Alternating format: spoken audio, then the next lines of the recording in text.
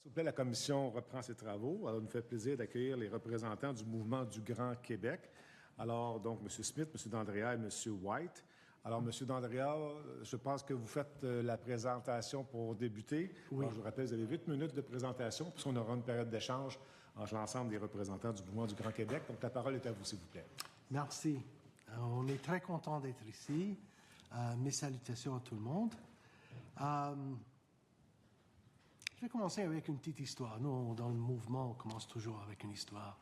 On va parler de... Il y avait une fois un alpiniste qui s'appelait Don Gusto, un anglo-québécois historique, qui décida de faire de l'alpinisme à Charlevoix, à Via Ferrata. Et pendant son trajet, il trébucha, tombait, et une chance, il avait une corde, il restait suspendu 100 mètres du sol, il regardait en haut, il y avait un autre 100 mètres à grimper, il essayait, il ne pouvait pas.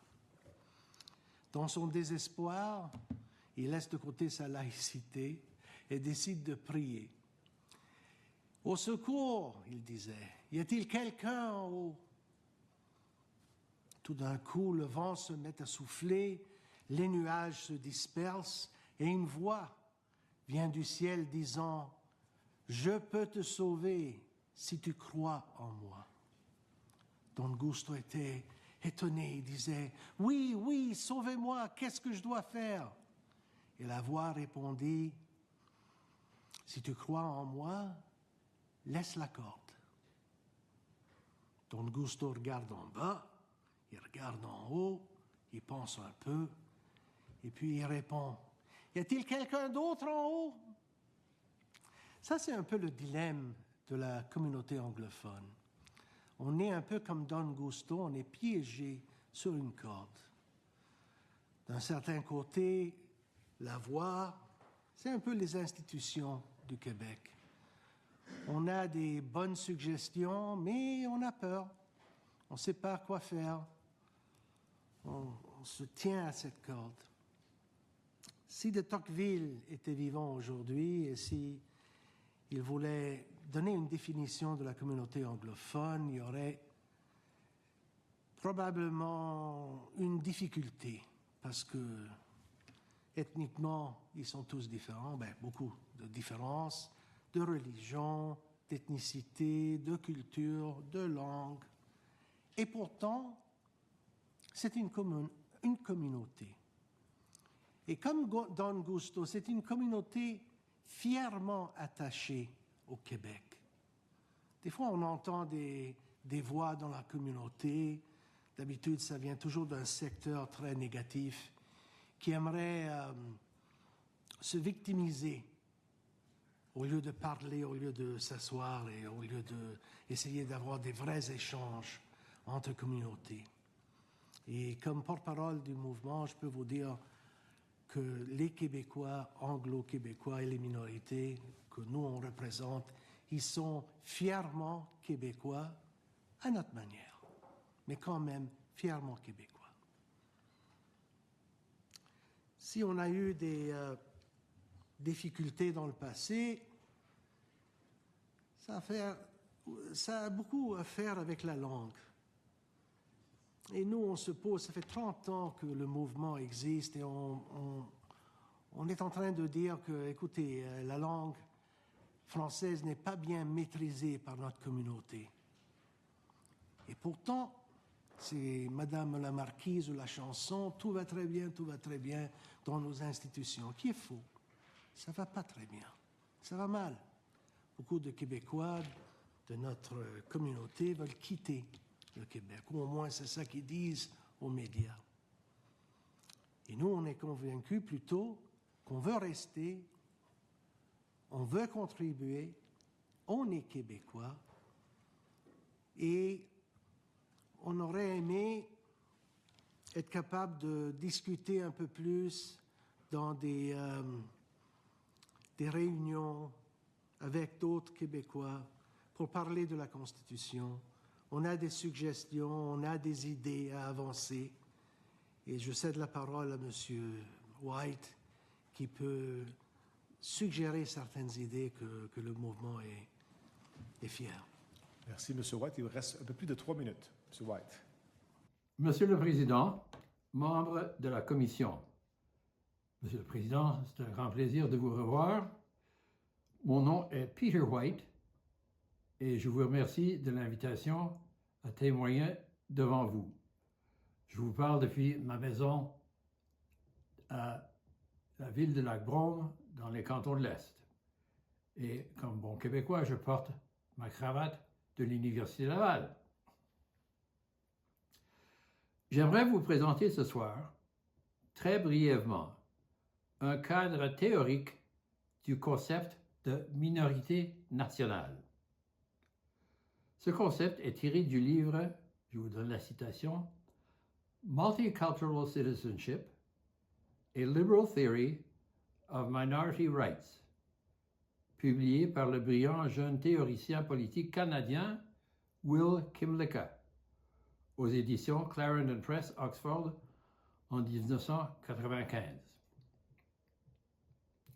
Or, il y a minorité nationale partout où nous observons, dans un État donné, la coexistence de plusieurs nations, où le terme nation signifie une communauté historique plus ou moins complète du point de vue des institutions, qui occupe un territoire donné ou patrie et qui a une langue et une culture distinctes et un vouloir-vivre commun. Dans ce sens sociologique, la notion de nation est étroitement liée à celle de peuple ou de culture. Il faut souligner qu'une telle nation n'est pas fondée sur la descendance ou le sang. Par conséquent, un pays où vit plus d'une nation n'est pas un État-nation, mais un État multination. Et les petites cultures forment des minorités nationales.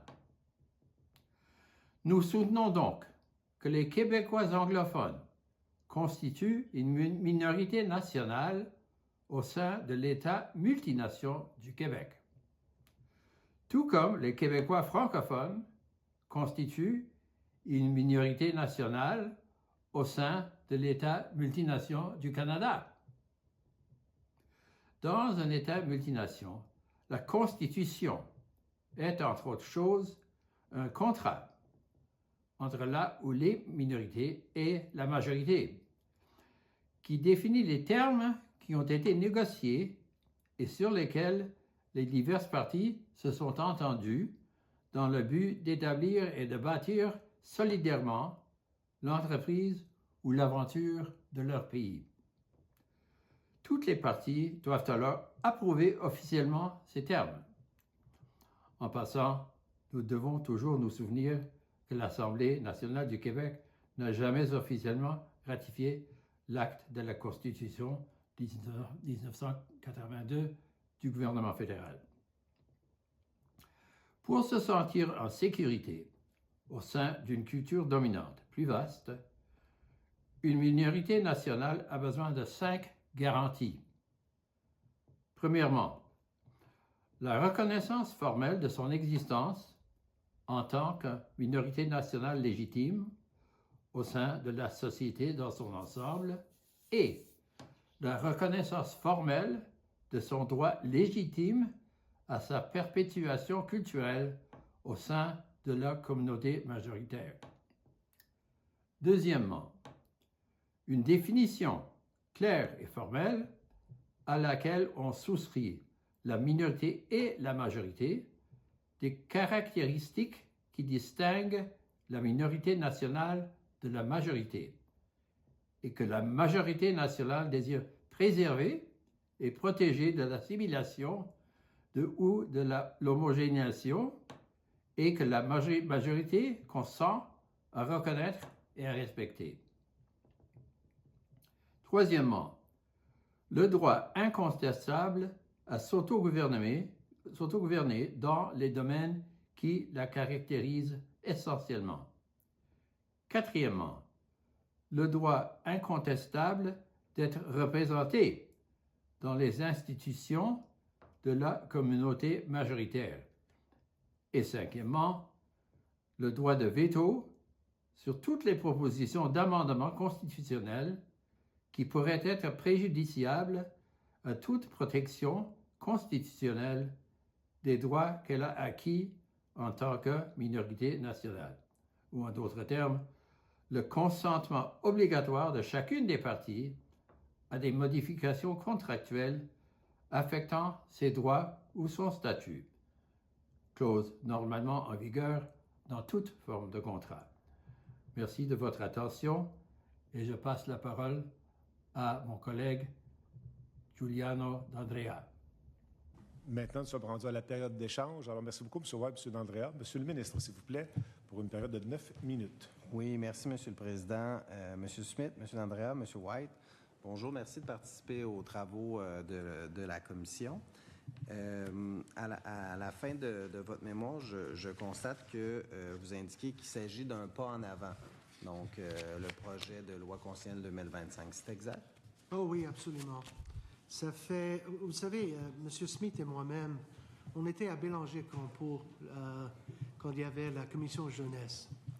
Et à cette époque-là, ça fait 35 ans, on parlait d'une constitution québécoise.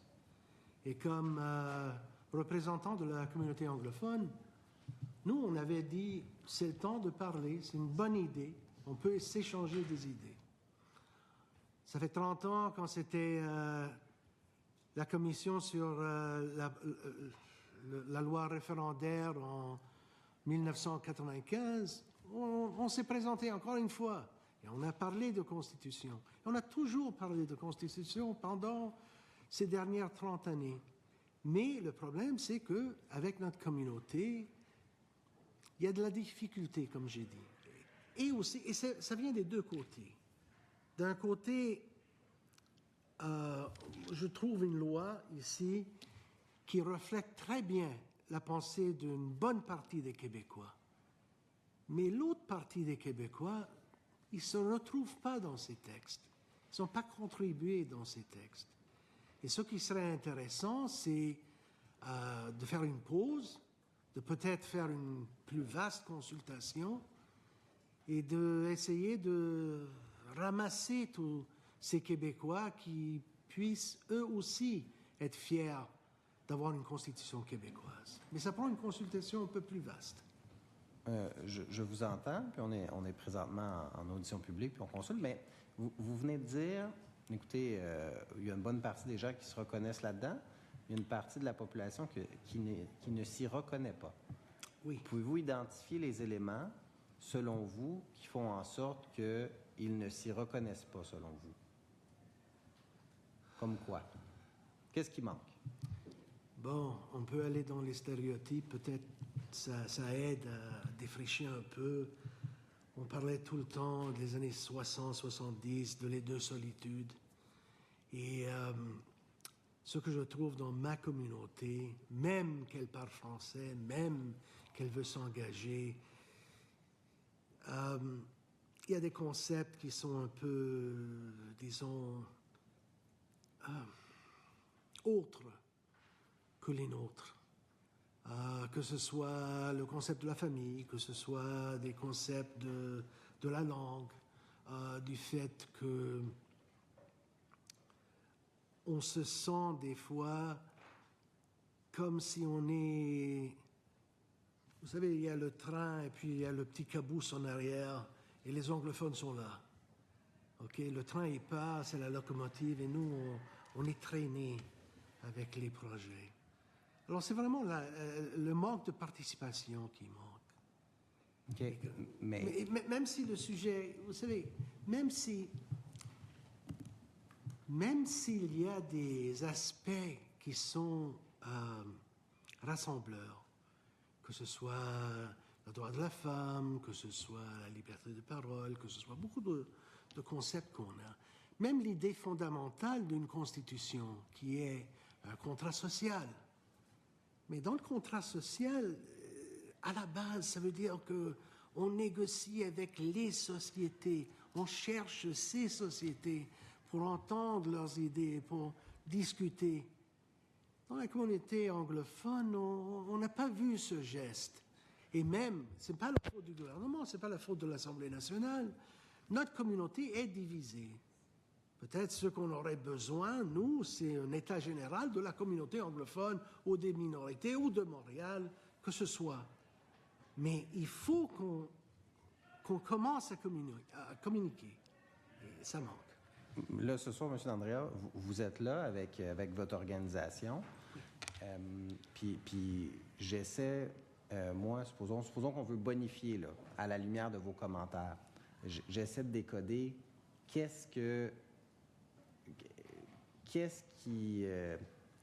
manque, selon vous? Parce que vous m'avez parlé de la famille, mais dans le projet de loi constitutionnelle 2025, on n'a pas d'éléments qui touchent la famille, à l'exception de l'État protège l'intérêt de l'enfant, qui est un concept avéré qui existe dans nos lois, notamment quand on a fait la réforme du droit de la famille, puis quand on a fait la réforme, le ministre Carman, avec la loi sur la DPJ.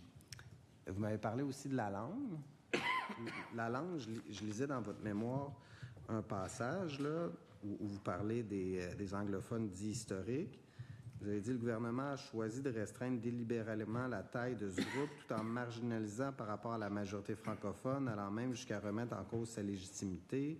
On pourra en conclure que la population anglophone historique relève d'un groupe exclusif doté de droits protégés définis par la majorité, certes respectés, mais dont les membres ne sont jamais véritablement inclus dans le bassin de la majorité. Dès lors, une fiction se crée, c'est la possession d'une déclaration d'admissibilité plutôt que l'appartenance à une culture ou à une histoire qui devient le véritable critère. Ainsi, même un prince anglais, tel le prince Harry, décidant de s'installer au Québec, se verrait accorder moins de droits que des milliers d'Italiens, de Grecs et d'autres qui ont obtenu cette déclaration et sont dès lors considérés comme anglophones historiques. L'ironie de cette situation aurait de quoi faire sourire si elle n'était pas tout simplement insultante. Ce qui est décrit là, dans le fond, c'est la loi 101. De dire que toutes les personnes qui décident d'immigrer au Québec doivent aller à l'école française. Est-ce que je dois comprendre que vous êtes en désaccord avec la loi 101? Non. OK. Non, c'est pas ça. C'est pas ça. Même si vous lisez notre mémoire, la seule chose qu'on est peut-être en désaccord avec le système d'éducation, c'est qu'on devrait avoir, et nous on a toujours milité, pour des écoles intégrées. Parce que la loi 101 crée, dans une certaine façon, une ségrégation des communautés. On a la communauté anglophone qui a ses écoles, c'est bien. On a la communauté francophone, la majorité, qui a ses écoles. Mais entre les deux, des fois, il n'y a pas assez de contact. Alors imaginez, dans notre situation, on s'imagine que on joue avec nos amis en français, on travaille avec nos amis en français, on peut se marier avec des francophones, mais il faut apprendre dans deux institutions différentes. Quand on pourrait avoir peut-être un projet pilote qui donnerait un système où les deux communautés linguistiques pourraient s'échanger des idées et devenir vraiment des maîtres de la langue française. Et nous, dans la communauté, je veux simplement terminer sur ça, c'est pas assez pour nous d'apprendre le français. Il faut la maîtriser. Parce que si nous, on ne maîtrise pas le français, qu'est-ce qui arrive? On va immigrer. C'est ça le problème. 50 secondes, Monsieur le ministre. Bien, je suis d'accord avec vous. Le liant de la société québécoise, c'est le fait d'apprendre et de parler le français tout en préservant les droits de la communauté anglophone. D'ailleurs, le régime linguistique dans la loi constitutionnelle de 1967 est fondé comme ça. Alors, les jeunes anglophones qui souhaitent étudier en français dans les écoles francophones, ils peuvent le faire aussi. On n'a pas décidé d'ériger deux systèmes séparés volontairement. C'était une demande de la communauté anglophone. Donc, je comprends que vous dites qu'il y a peut-être une réflexion à avoir du côté de la communauté anglophone pour avoir qu'un seul système d'éducation. Oui, mais au même moment, là, on est encore Don Gusto qui est pogné avec sa corde. On voudrait avoir... on voudrait aller à des écoles francophones, mais si on fait ça aux françaises, Mais si on fait ça, on perd nos droits. Alors, il y a une réflexion à faire aussi. Est-ce qu'on ne pourrait pas avoir un système où on ne perd pas ses droits de génération? Merci. Si moi, Merci, je dois passer la parole au député de l'Acadie. Monsieur le député de l'Acadie, Oui, s'il vous plaît. merci, Monsieur le Président. Alors, Messieurs Smith, d'Andrea White, merci d'être avec la Commission ce soir. Merci pour votre mémoire. Monsieur d'Andrea, je vous permets de terminer. Vous aviez commencé à nous parler, continuer ce que vous aviez commencé à nous dire. Qu'est-ce que je disais? C'est en réponse à une question de Monsieur le ministre. Vous parliez des écoles. Oui. Oui. Écoutez,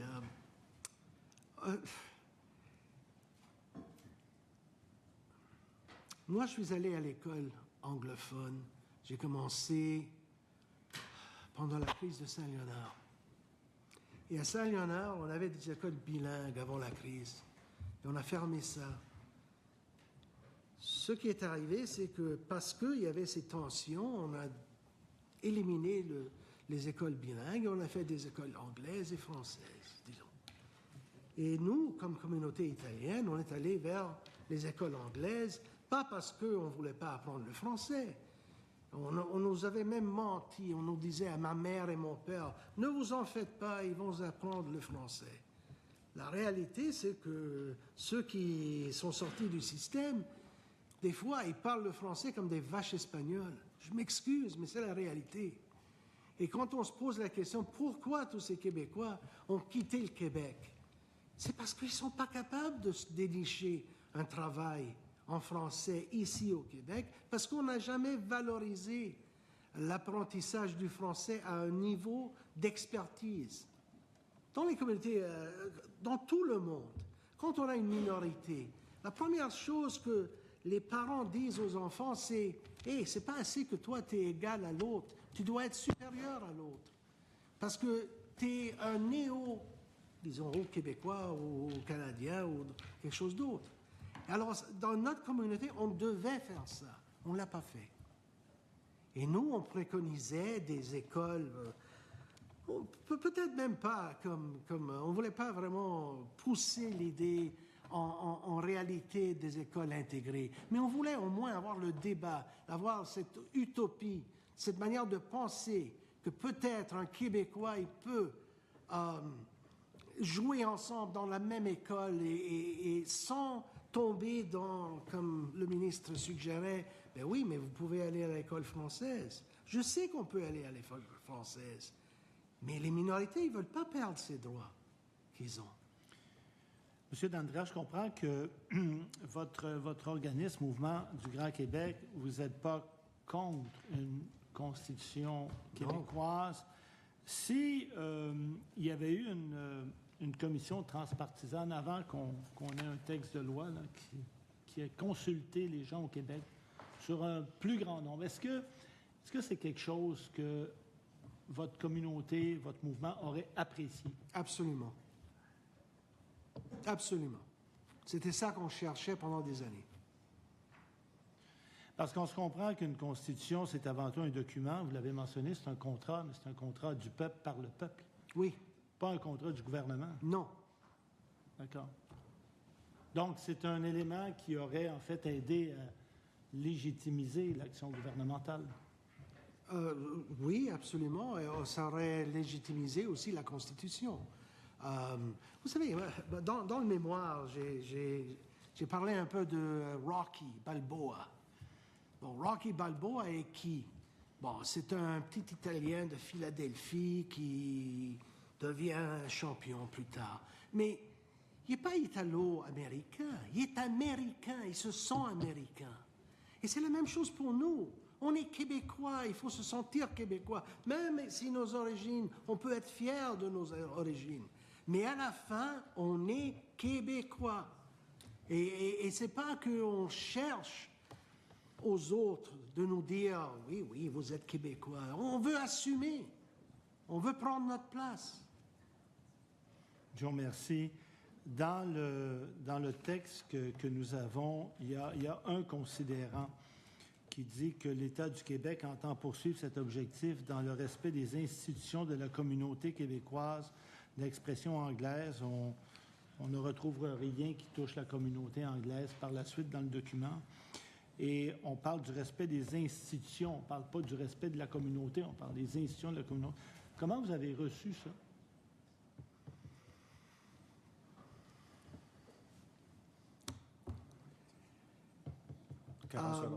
Nous, il faut que, dans notre communauté, bon, il y a un dicton, hein, les francophones disent « ne touchez pas à la loi 101 », les anglophones disent « ne touchez pas à nos institutions ».